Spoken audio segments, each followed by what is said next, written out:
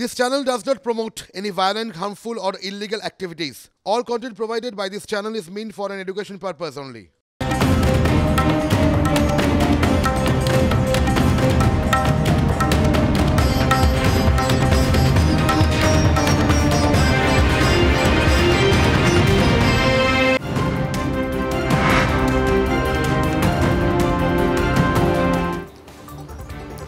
গত 10ই মার্চ ব্রিগেডে র্যাম্পে হাঁটতে হাঁটতে মুখ্যমন্ত্রী মমতা বন্দ্যোপাধ্যায় এবং অভিষেক বন্দ্যোপাধ্যায় প্রার্থী তালিকা ঘোষণা করেছেন এবং সেই তালিকায় নাম নেই অর্জুন সিং এর। তাই তিনি অভিমান এবং ক্ষোভ উগরে দিয়েছেন এবং তারপর তিনি যে দল বদল করছেন, তৃণমূল কংগ্রেসে আর থাকতে চাইছেন না, সে কথা অত্যন্ত স্পষ্ট করে বলেছেন। শুধু কোথায় যাচ্ছেন সেটা স্পষ্ট করেননি। এর মধ্যেই পার্থ ভৌমিকের বিরুদ্ধে সরাসরি লড়াই হবে বলছেন তিনি। TV9 বাংলায় এক্সক্লুসিভ অর্জুন সিং, শুনুন। পুরনো কর্মীদেরকে যেভাবে ডিপ্রাইভ করে দেওয়া হয়েছে, যেভাবে শেষ করে দেওয়া হলো, যাদের দল করা অধিকার কেড়ে নেওয়া হয়েছে, পার্থভূমিকে সিন্ডিকেটটা শেষ করতে হবে। এখানে মানুষ অতিষ্ঠ হয়ে গেছে। এখানে মানুষ এদেরকে দিতে দিতে আর পাচ্ছে না দেওয়া। এই সিন্ডিকেটকে তোলা কি তোলা না তোলা এটা তো নৈহাটি গেলেই আপনি কান পাততে পাওয়া যাবে। এখানে ব্যারাকপুরে লড়াইটা হবে পার্থভৌমিক ভার্সেস অর্জুন সিং। দলবন্ধুর পোস্টার পড়েছে ব্যারাকপুর স্টেশন। এটা পার্থ লাগে যে বিজেপি থাকলে কোনোদিন লাল রঙের পোস্টার লাগায় না। বিজেপি পোস্টার আমি জানি তো, দুদিন আগে বয়ান দিচ্ছিল নাকি পাল্টিবাজ। ডাইভার্ট হবে না, ওকে সবাই চিনে, ওকে প্রত্যেকটা কর্মী চিনে, মানুষ চিনে না, কর্মীরা চিনে, ওইসব নিয়ে কোনো অসুবিধা নেই। অনন্ত চট্টোপাধ্যায় আমাদের সঙ্গে রয়েছেন, অনন্তর সঙ্গে কথা বলবো। অনন্ত, আমি তোমার কাছে যাচ্ছি। এই মুহূর্তে পার্থ ভৌমিক আমাদের সঙ্গে রয়েছেন। পার্থবাবু, আমরা প্রথম দেখালাম অর্জুন সিং এর এক্সক্লুসিভ ইন্টারভিউ এবং সেখানে যা যা ক্ষোভ অভিমান সবটাই আপনার বিরুদ্ধে এবং আপনি সিন্ডিকেট চালাচ্ছেন স্পষ্ট বলছেন। কি বলবেন? আমাদের এমনি কিছু বলার নেই। মানুষ এই সময় অনেক কিছু বলে, আমি কিছু বলতে চাই না। ব্যারাকপুরের মানুষ আমার সম্পর্কে জানে, ব্যারাকপুর মানুষ আমার ক্যারেক্টার জানে, অতএব ও বলতে পারে। সিদ্ধান্ত তো ব্যারাকপুরের মানুষ নেবে। নিশ্চিতভাবে আপনারা জানতে পারবেন সিদ্ধান্ত কি নিল ব্যারাকপুরের মানুষ।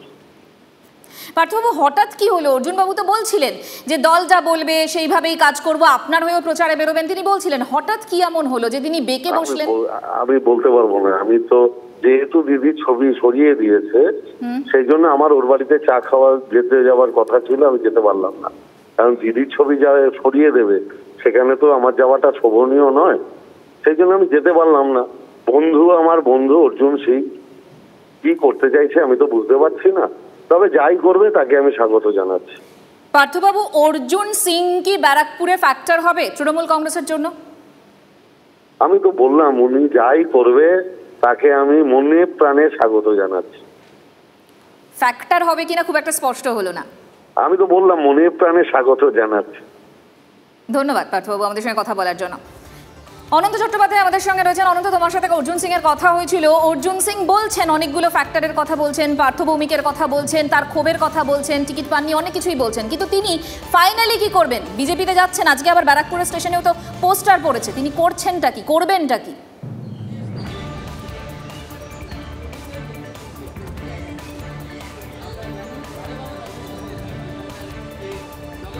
অনন্ত, শোনা যাচ্ছে?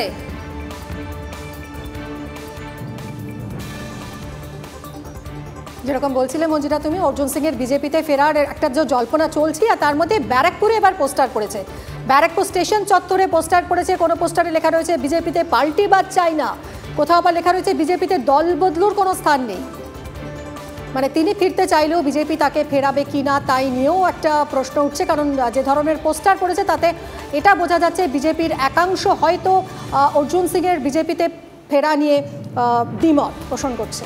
অনন্ত আমাদের সঙ্গে রয়েছেন। অনন্ত, প্রশ্ন হচ্ছে, তুমি কথা বলেছিলে অর্জুন সিং এর সঙ্গে, অর্জুন সিং অনেকগুলো ক্ষোভের কথা বলছেন, অভিমানের কথা বলছেন, তিনি করবেনটা কি?